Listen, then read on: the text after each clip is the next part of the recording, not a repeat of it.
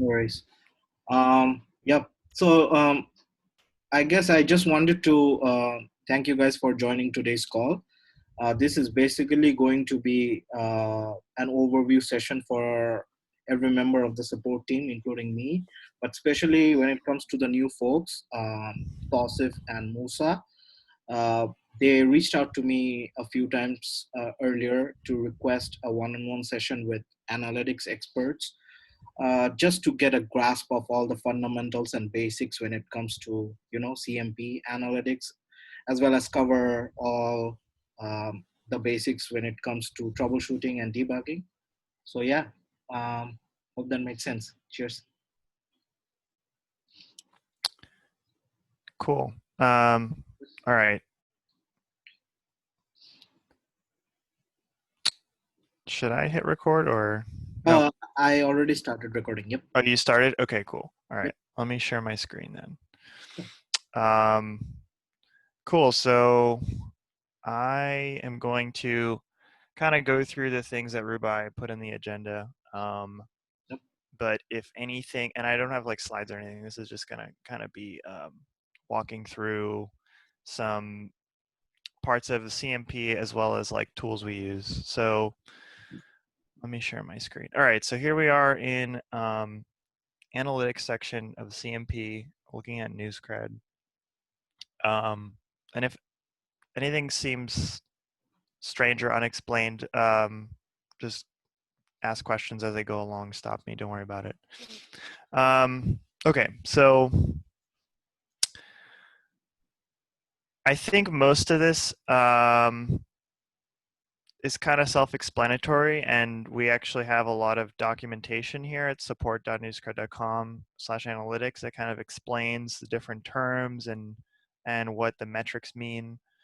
So I'm not going to go into that too much. I kind of want to explain more like how this actually works. So, but I guess the main thing about this whole analytics screen is that all the data you see here relates to uh, data collected for content. So the numbers here are all from the content you see down here, just summarized, right? And the main source of the data for all this is Google Analytics, which I'm going to explain how it works, how it integrates. But if you, in order to get these metrics like attention time, engagement rate, you also have, like if we look at this content here, you also have like channel data and then scroll depth. That requires JavaScript because without JavaScript, you're not able to like track interaction on the page. So channels also. So you need JavaScript and Google Analytics. Otherwise, you would only see page views and unique visitors, and everything else would be blank. So yeah, the fundamental thing is the way we collect data is mainly with Google Analytics, but there is our Pixel, which just tracks page views and unique visitors. So if the client doesn't have that, they would at least get it. So yeah, that's how we collect data. I'm gonna go into the other sections, I think, a little bit later. I'll kind of go into how the whole integration works with the Pixel and Google Analytics before we get into that. Jeremiah, Yep, sorry to butt in, bro. So I had a no quick, problem. Yep. question. Do we use BuzzSumo anymore? Yes, we do use BuzzSumo. Okay. So how does that tie in with how analytics numbers are being fetched into the CMP? Yeah, that's a good question. So you can't see it here. Actually, can. Oh yeah, here we go. Yeah, so you can see there's Facebook interactions all time. Yep. Yeah, so right. So and then if you click on the article itself, there's like a social interaction section. Oh yeah. So this data, and this is all time, meaning like if you change the filters here, the dates, it's not going to change. Okay. because we just don't have a way to get that data by time. Um, so the way that data works is that I haven't logged into BuzzSumo in a while.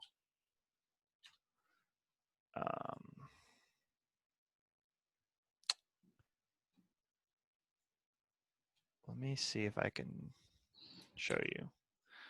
Thank you. Yeah, so BuzzSumo is a provider of like social interaction data. So if you plug in a URL for a piece of content, you'll see, yeah, you have all the data here. And this is available through their API. So the way that we get the data is we get the URL of every piece of content and then ask BuzzSumo for the shares and we store them. So that's how that works. Got it. Thank you. So one thing to note is that you also need JavaScript for the social metrics. Otherwise, we don't know the URL of the content and you won't get it. So Awesome. okay, cool, great question. So back to how we get the data. So I mentioned you need a pixel and you need JavaScript. So why don't we look at this content here. So if we look at the page source, actually, there is this Chrome extension that's really handy. Shout out to Niels for making this. So the easiest way to see the pixel and the JavaScript is to like use this Chrome extension, but I'll also show you like the more technical way to do it. But this is the simplest. So we have a pixel here, and this actually corresponds to an image tag on the page. So you see here, so if you press Control U or View Source on the page, you'll see now like the HTML of the page. And then if we search for pixel.newscred.com, you see this image tag here, right? So this is unique to this article, and this URL, the first part of it is pixel.newscred.com/px.gif, and then there's this key equals part, which is unique to every article, and this is like inside of here is the ID of the article. And then we have class NC pixel, which just is a way to find the pixel on the page, basically. But yeah, the key thing is that this URL has to be the correct one, and then this class needs to be here. And that's it. Once the page loads, so let's say I reload the page, I have the DevTools open. If I search for pixel.newscred.com, you see a request, and this is the pixel being loaded in from our server. And the pixel isn't anything like it's just a 1x1 like blank image. And this is just the easiest way you can track somebody viewing a web page. But what happens is our server takes the request from the visitor who loads the page, and then it just writes down, says logs that there was a request. So there's not a lot of information in this pixel. It's mostly just someone at some time viewed a piece of content with ID, whatever's in here. And they have like a user agent, so like what kind of browser they're using, and there's an IP address as well. So you can kind of like anonymously track a unique visitor. And so yeah, you can track unique visitors in page views. Okay, any questions so far on the pixel? All right, let's move. Sorry, did anyone? I guess we are good, Jeremy. We can move on. Okay, cool. So let's talk about JavaScript now. So if you back to the source of the page, again, like in the Chrome extension, it says our JavaScript snippet is here. You can also view source and search for analytics.newscred.com, and then you see this JavaScript. So if we pop this open, this URL is unique to the instance of the CMP. So if we go back to CMP and we go to organization, you'll see the analytics tracking snippet on the organization settings. Okay, so what's in this JavaScript? There's a bunch of code. It's all like hard to read, but there's some like key information. The main things are that we want to collect the data to Google Analytics, and every instance from CMP needs to have its data in its own place in Google Analytics. So in Google Analytics, here we have a property for NewsCred blog. A property is basically an instance of Google Analytics. Like you can have many properties. So here's the NewsCred one. Properties belong under accounts. Account is just like kind of a way to organize properties, but a property can just be like a website, right? So property has an ID, so it's UA dash, and then this first bit is actually the ID of the account, and then it's the property ID within the account. So this is our ID. And you'll notice that that property ID is here in the JavaScript. So that's what makes the JavaScript unique to every organization, is that we have to put this property ID in there. Otherwise, like our JavaScript wouldn't know where to send the data.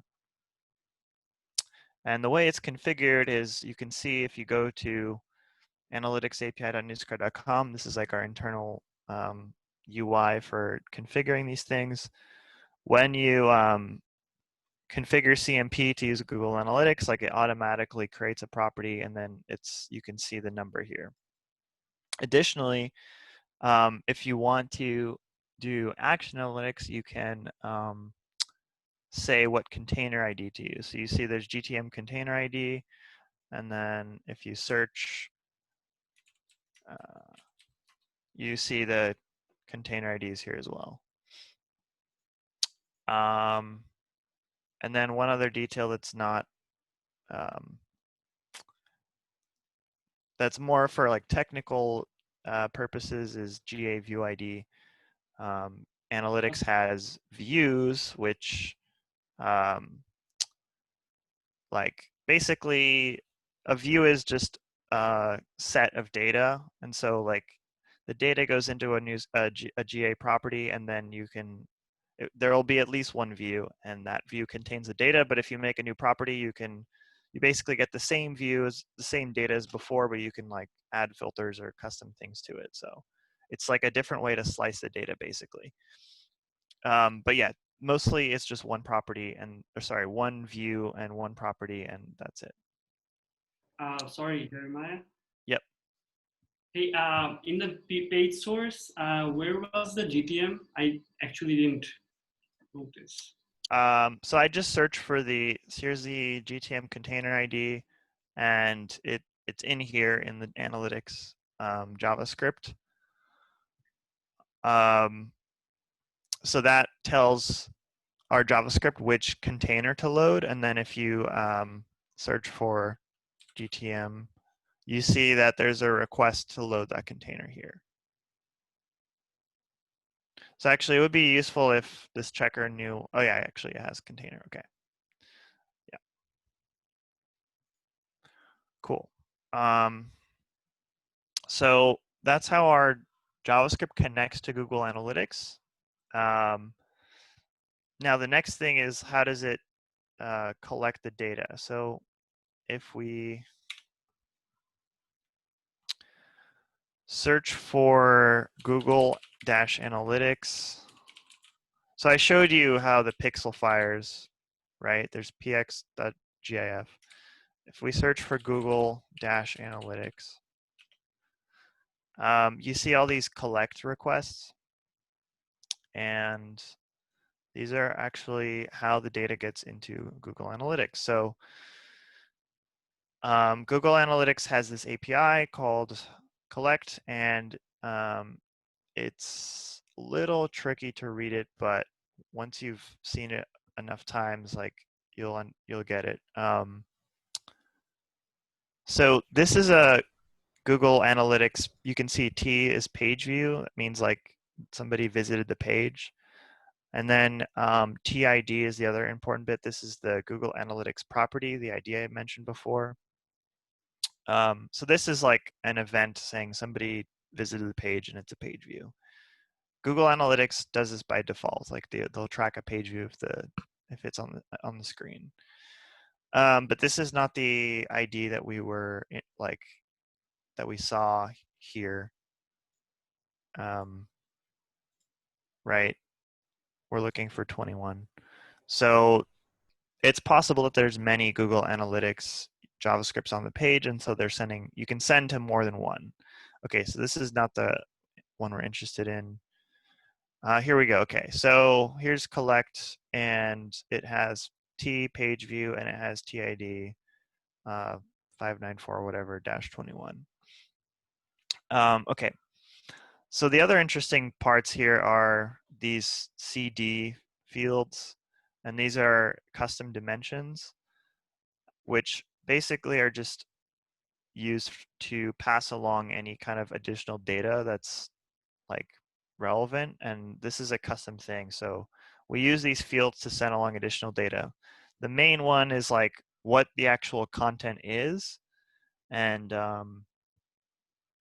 that is stored here in custom dimension 1. This is the ID of the article that you're looking at. So what this lets you do is now like you can go into Google Analytics, and if we go to, let's see, overview, you can look at data using these custom dimensions, which before, like here you can see it's still loading for some reason, but you can see that there's data by page, and like the pages don't all correspond to content, so we'd have to know like content to the page path, and like then there's like stuff in here, right? There's parameters. So the easiest way to like aggregate the data by content is to pass along custom dimension 1.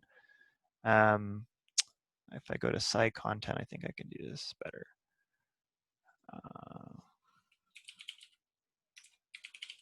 Yeah, so custom dimension newsgrid article GUID. Now you can see like page views, and there can be more than, I guess, oh, these are just similar. There can sometimes be more than one page URL per content GUID, because things can get into the URL. So this custom dimension is like critical, and like I said before, this comes from the pixel. So our JavaScript searches for the pixel and then finds the ID of the article, and then it can set this custom dimension. Otherwise, like the content is not going to, the content will not be counted in CMP analytics. So if we copy this, another cool tool is this Query Explorer. Like this is using GA's API, and you can see exact metrics. So we can like look at page views, and if we say GA, I think that's it.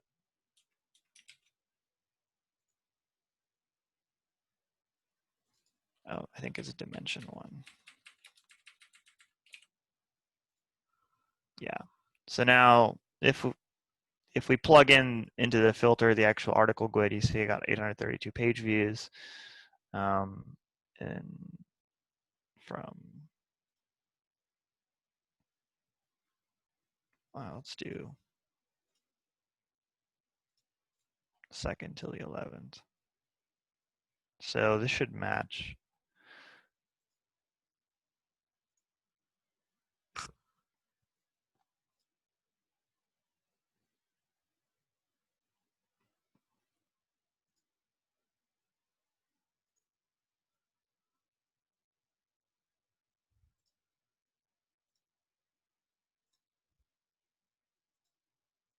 Yeah, 121 page views from 2nd to the 11th, so it matches.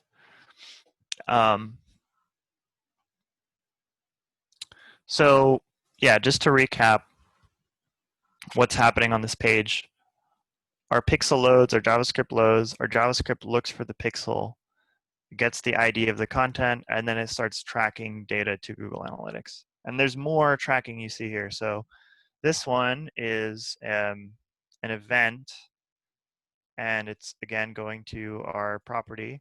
And then the EC is like, there's event fields in a in a in this request, and this one is called scroll depth, and it says 0. So the interesting thing is that as we scroll, we should see more of these. Oh, this one is 10. Basically, it will track how far you've scrolled when you load the page. So we've already gone 20%. This is not scroll depth, is it? No. Okay. So yeah, as we scroll, you can see there's more. So scroll depth is another metric we track, and here we went 40%. The way this works is our JavaScript uses the position of the pixel on the page. So if we search for the pixel again, the pixel is, it should always be at the bottom of the content. So here you see the article and it just ends, and then there's the pixel. So if you use that, then you can tell where the end of the content is, and you know like where the user starts out on the page. So if you scroll all the way down, you get to the end, we're able to scroll like, we're able to track how far the user has scrolled. And that's the data that that you saw in the visualization for this content here, which is how far users scrolled. The other one we do is engagement, and that one, it might be harder to find. But basically, we also track how long. Oh, here we go. So there's event action engaged, and then it has a value. So this is milliseconds. So I've been engaged, meaning like I've been scrolling or moving my mouse cursor and reading the article for 22 seconds. And it kind of just continuously tracks engagement. So that's how we're able to tell that the user was actually engaged. Like if I just loaded the article and didn't move at all for more than 5 seconds, it would not be tracking at all. And yep. Jeremy, one more question. So this reading that we are seeing, is this the one? Is this the one from where we procured the reading for engagement rate? Like, do we just convert it to a percentage or something like that? Yeah. So yeah. So engagement rate is here. Yeah. Oh, there used to be a tooltip. Yeah. So if there is an engagement event that says the user was engaged for 30 seconds or more, we count that page view as engaged. And then we just take the percentage of page views that are engaged, and that's engagement rate. Awesome. And then attention time is you pretty much when you have an engagement event, you find the one that's longest, and then you take the average of those across all. So that's attention time. Amazing. Yeah. Okay. So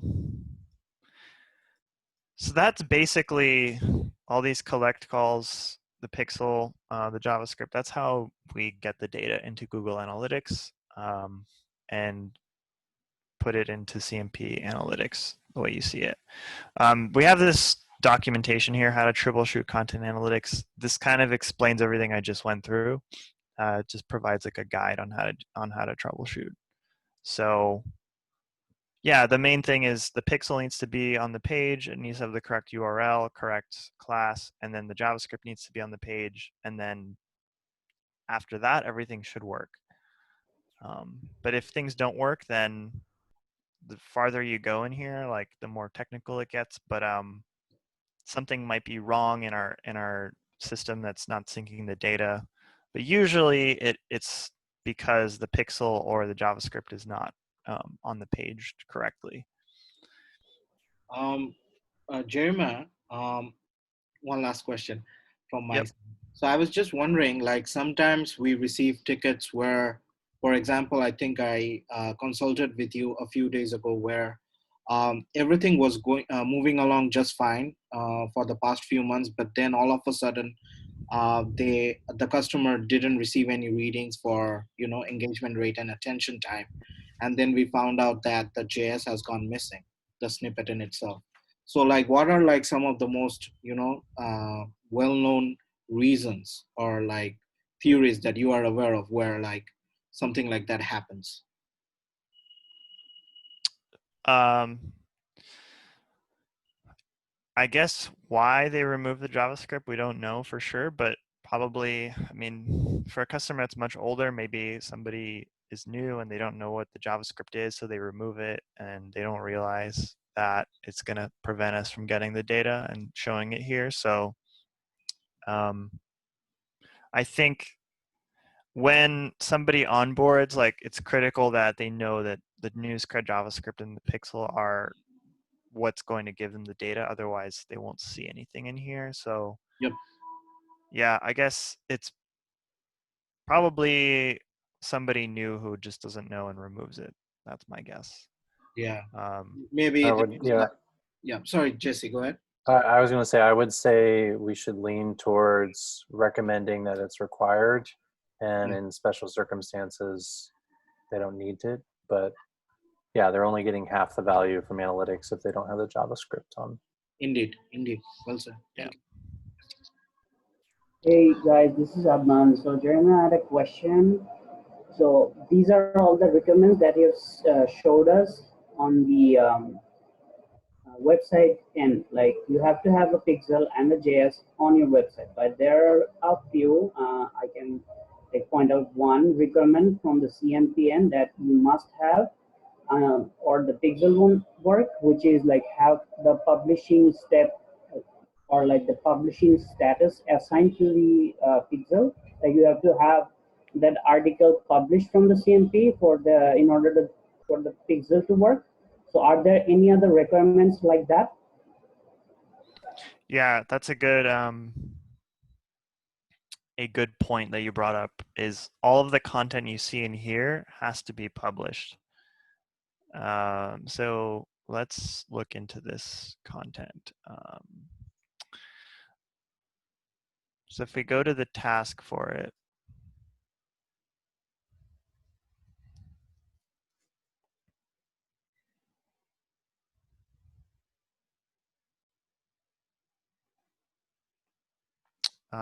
yeah, so you can actually click on Show Analytics, which you'll see what we just saw. But this content has to be published. So, but it needs to be published to like WordPress or a feed. It needs to not be. It can't be a social publish. It has to be like a website publish. So if it's not published, it won't get into analytics. And in order for it to actually be published, I think the workflow has to be completed. So a common thing is that some customers don't publish, and they just like take what is in CMP and paste it into their system. We don't know that it's published then, and we don't pull it into analytics.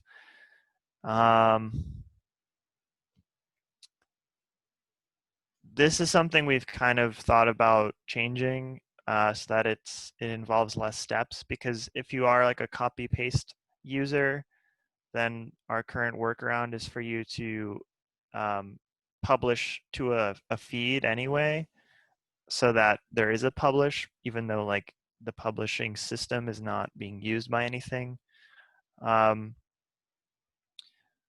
But yeah, at the end of the day right now, like when we created analytics, we figured we only care about content that's published, because if it's not published, then it's most likely not on a website or anywhere. So why do we need to track it? The data gets collected anyway, no matter what. If the pixel in JavaScript is there, it's just it won't be shown in analytics, because we consider the content not published, therefore we just filter it out from the results. So the publishing is also, the published date comes from the publish. So like if we changed it to consider anything that has data from GA or the Pixel, then you could see stuff that doesn't have a publish here. But yeah, as of now, the content has to be, I'm pretty sure it has to be, the workflow has to be completed and the publish needs to happen. Thank you, Emma. So, Yep. I believe it's in this doc, but if it's not, I will make sure to add it. Because I think that is also part of troubleshooting content analytics, is making sure there's a publish. definitely.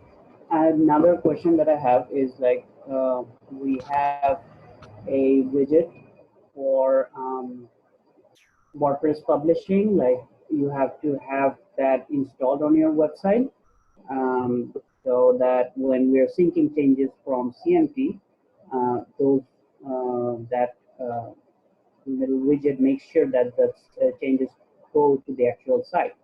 So does that widget also work with analytics too? Like, is it helping to collect the data somehow? Good question. I think that, so the pixel is part of the content. So if we look at the task, the pixel should be in there no matter what. So if there's a plugin that syncs the content, so let's see if we can generate, yeah. So yeah, the other cool thing is you can copy tracking pixel, show the GUID, generate HTML. But if we generate HTML, you'll notice the pixel is in here.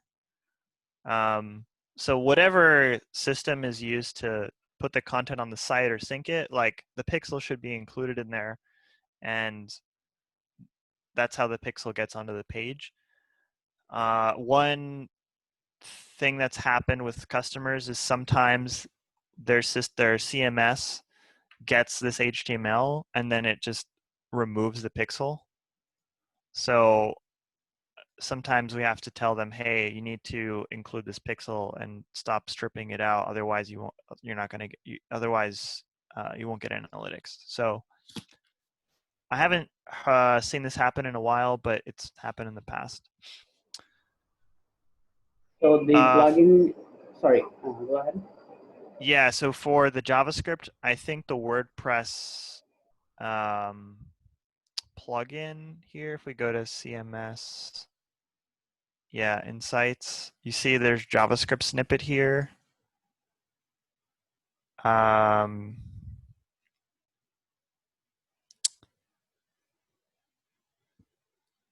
don't remember, but I believe that there's a way to tell WordPress include the snippet, but I don't remember. If the WordPress has installed our plugin or not, is that what you're looking for? Yeah, I'm wondering if you connect to WordPress through our plugin, will the JavaScript show up there? I'm not totally sure, actually. Yeah, I don't think I've ever seen that confirmation from the CMP, but through our investigation, we have to make sure that the client has gone through that step. Yeah. If they have. So is this a requirement for analytics to have that plugin installed? Because JS and Pixels are working with Google Analytics. So is that also a requirement for to see analytics in the CMP, to have our plugin installed? You don't need the plugin, so you can have analytics without the WordPress plugin. Even if it's a WordPress site, like you could technically copy and paste into a WordPress. But the JavaScript and the pixel need to be there. The JavaScript, so in our case, I think the JavaScript is just deployed like in the site configuration. Usually what happens is we tell the customer, hey, you need to include JavaScript here. Here's the script, just put it on your page, I need to double check whether our plugin does that for you to skip this step. I think it does, but I'm not totally sure. Yeah. So in case client, we usually had a few clients who are actually not interested to publish to their website through CMP, or they have like certain problems. So what they're doing is actually they're publishing to a dummy feed and taking the pixel from the CMP and implementing that pixel to their site after the for that corresponding article. So in this case, I suggested them to have our JS in the header and to have then go ahead and add the pixel. And this should start showing analytics in the CMP after 24 hours after the pixel has been activated. Are there any other requirements in this process that they should follow?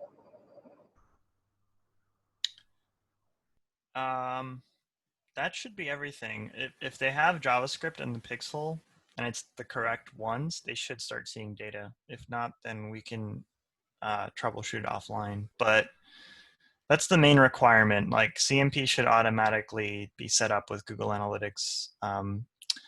There's kind of like a setup wizard when you are in a new instance that doesn't have it set up.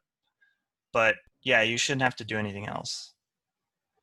Okay, one last question about this. Like, so in order to install the JS, I've asked them to fill out the form in the analytics section first. Then, when they're on the last step, then they should take the JS and install it on their website in the header section. So, can they do it? Like, can they add the JS before they fill out the form and then come in the CMP, then do that?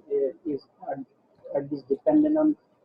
No, you have to fill the form out, because what happens is that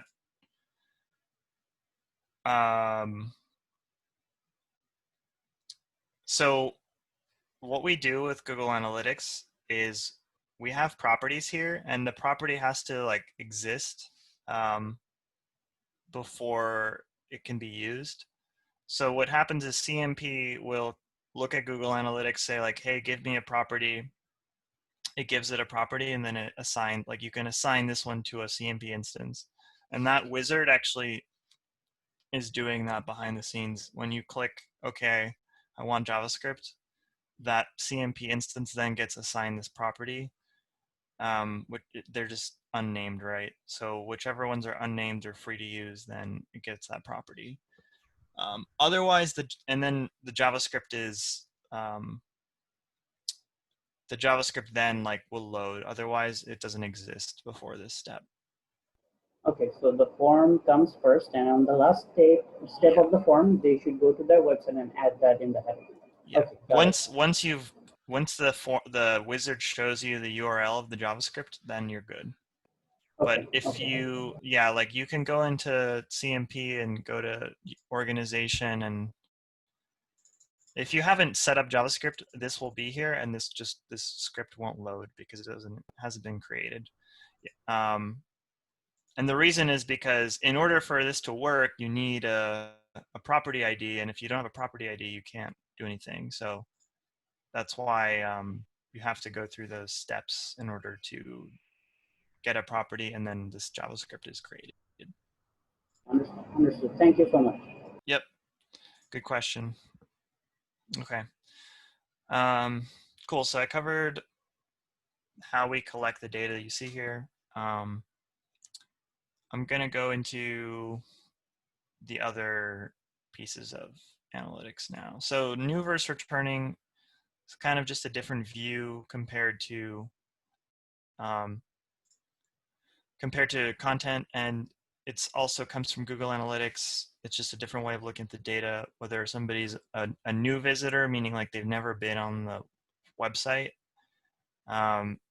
which is determined by using a cookie, and then there's returning, which is somebody who's previously been on the site.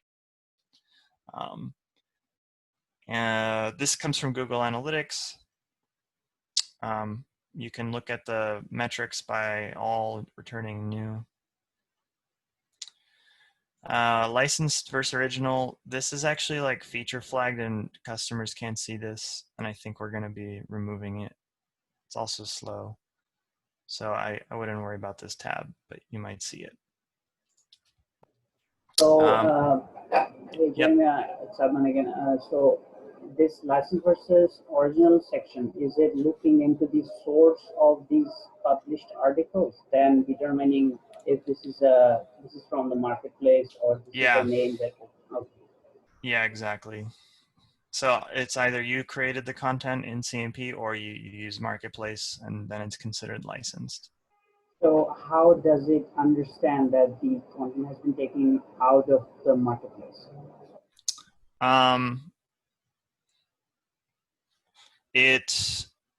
If there's so marketplace content has every piece of marketplace content has a GUID. If you use marketplace content, you do what's called forking. So you copy it, and then you have a new GUID with this content of the original one. And so content that's taken from marketplace has like a parent GUID or original GUID, meaning like this has been copied. So if there's a way to tell that it's been copied from marketplace, then it's considered licensed. Okay, got it. Hi, Jeremiah. Yep. This is Burmese here. I had a question regarding new versus returning. Yep. So you mentioned that returning visitors are marked by the cookie that's present on the site. However, especially for websites that are managed by us or were previously managed by the CMS team, we often recommend them to clear the cache and cookies every now and then whenever they face an issue or something. So won't that skew this new versus returning metric? Yeah, it would. If you clear your cookies, you then become an anonymous visitor, and it would skew the data. So if you're considered new and then you return, and then a month later you clear your cookies and you come back to the site, you're considered new again. So you're considered new again. So is there like any, because we actually recommend this quite often. So I'm just concerned that maybe that can have a significant impact on this metric. And you recommend this to our users? Usually the ones that request changes in the CMS that we manage. So for example, Wilmington Trust, every time they ask us to upload a new author into their page, so we always recommend them to clear their cache and cookies and then view the page again. Yeah. So I think for our customers, the amount of users on the site, like if you think of everybody who's visiting the site versus just the people who manage the site, it's a small number. So I think no matter what, it's going to impact the numbers a little bit, but I don't think it will be enough that it matters that much.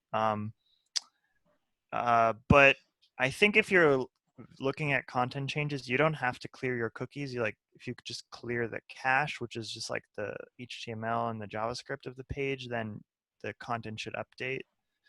So I don't think clearing cookies will do anything with regards to like what your browser sees as far as content. So I don't think you have to do that. But again, I don't think overall it will make that big of a difference.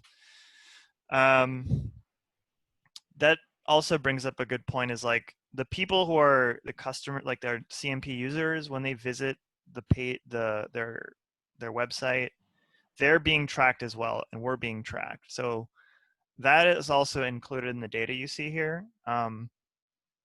It's difficult to filter them out. Like one way to do that is by IP address. So there's ways in Google Analytics to, let me see if the filter's here, but let's see. No. You can add an IP address filter to a view. Traffic from ISP domain, IP address. The difficult thing is like now that we're all remote and have different IP addresses, this doesn't work very well. Like if we were all in the office or our customers are all in their office, we can put their office IP address and like their data gets filtered out. Aside from that, there is no good way to filter data for people who you don't want to include in the data.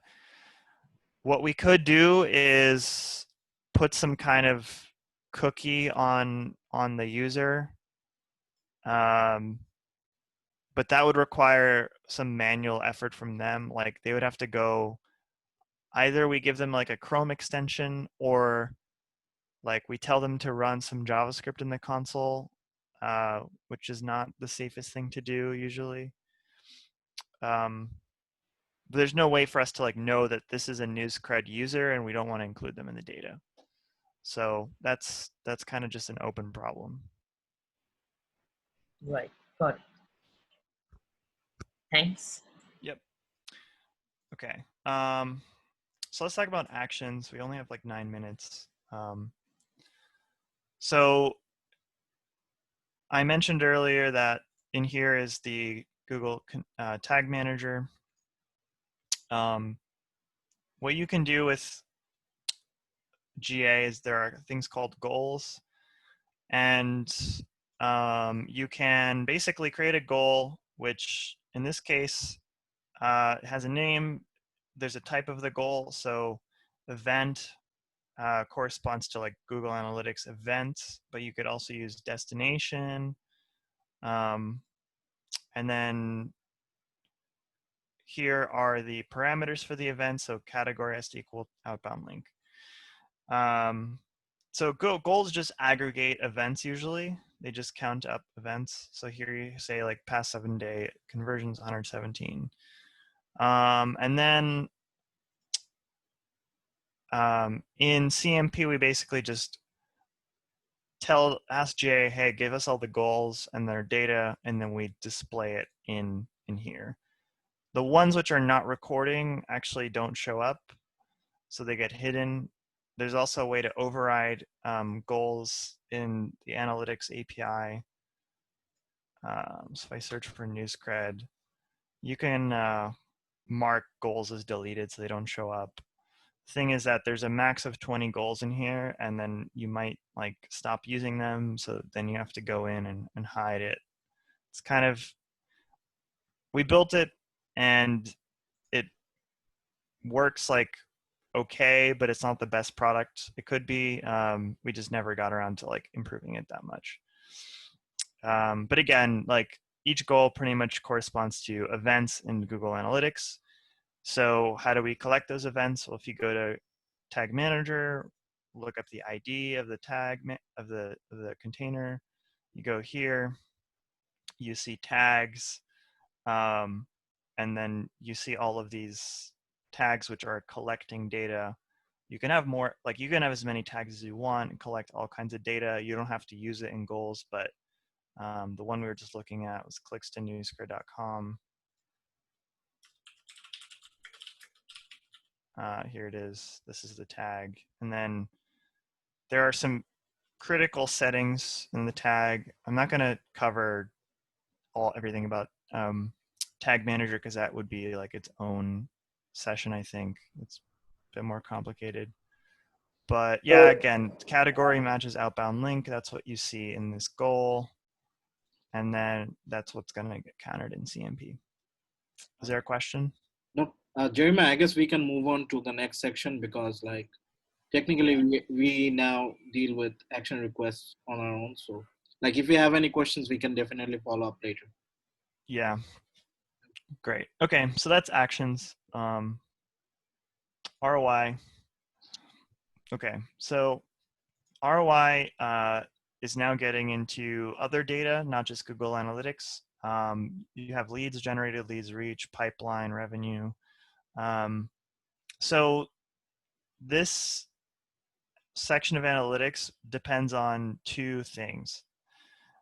It requires on a marketing automation integration, which can be Marketo or Eloqua. And then it also depends on Salesforce. So Marketo or Eloqua are basically systems to capture like emails on your site. And then Salesforce is like managing all your sales opportunities and contacts.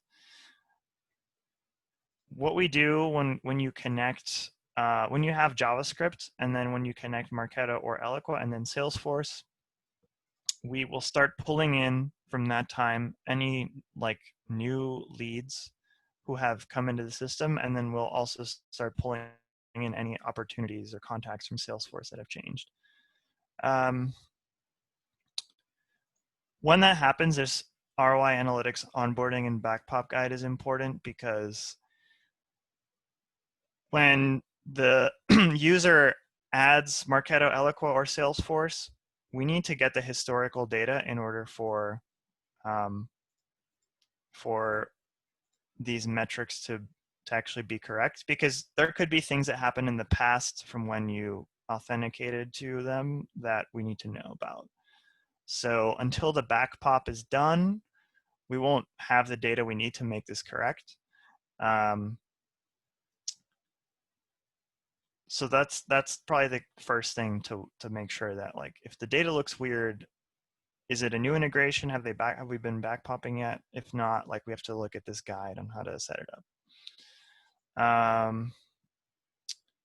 Once the backpop's done, everything in here should be correct. Like, leads generated is basically any new leads who have seen content, leads reached as leads who are existing who have seen content, and then pipeline revenue influence, those come from like leads who have been identified, who have seen content and then are related to an opportunity that is in some state, whether it's closed or it's open.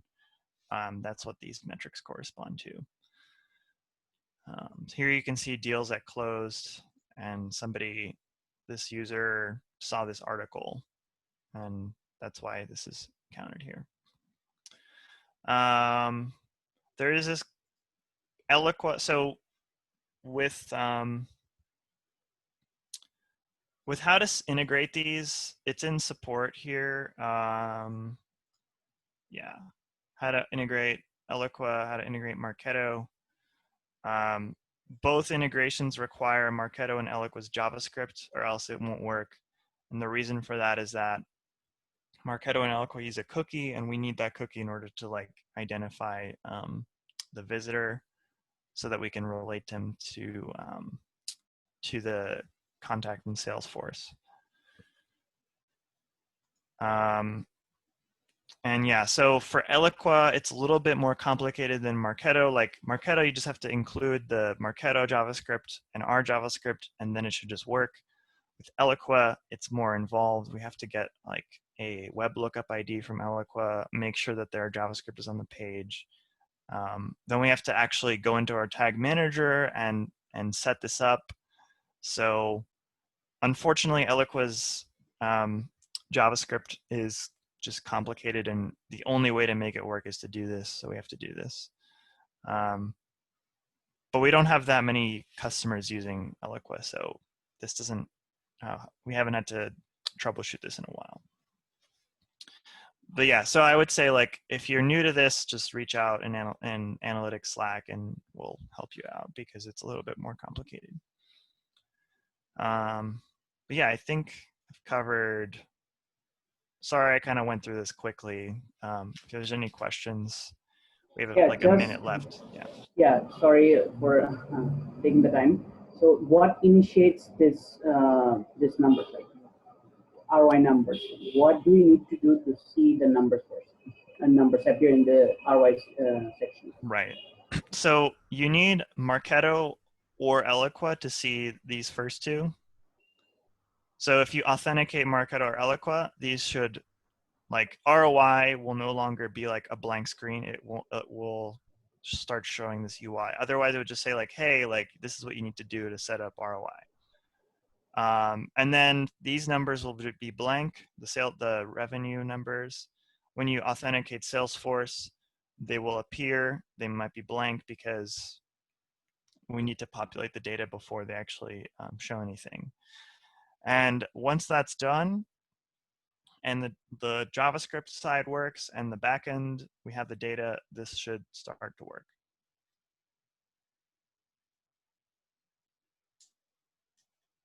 Thanks, Yeah, thanks, Jeremy. Awesome. but that's a good question. Thanks so much, Jeremiah, for taking the time to go through everything. I guess we can call it a day. And if we have any questions, we will definitely reach out to you or Jesse on Slack. So, and once the recording has been taken care of, I will make sure to share them with everyone. Great. Thanks, Rubai. Thank you so much. Thanks, Jeremiah.